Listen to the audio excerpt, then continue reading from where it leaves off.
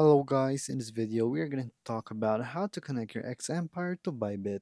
So when you're in the mini app of Xempire, all you have to do is connect wallet right here and then view all the wallets. From there it's going to prompt you to go to your Bybit wallet and then press yes. So open up your Web3 wallet right here and it says your current wallet does not support it. So you must have your wallet verified and backed up so that it will work, or you can just go to the apps right here and then look for your Xempire so it will be much quicker. So Xempire, so let's just search it up for it right here. So it's already done, the airdrop's already done pretty much, but you can try to look for it right here. So let's try to look for it using our Bybit wallet. So let's actually just try to retry it right here.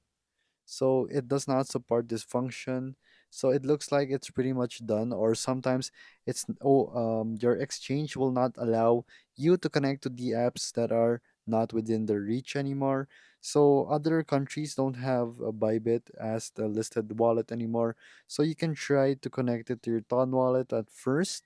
So if you have a Ton wallet or wallet on Telegram, you can connect it right there and then send it later to your Bybit wallet if you want to.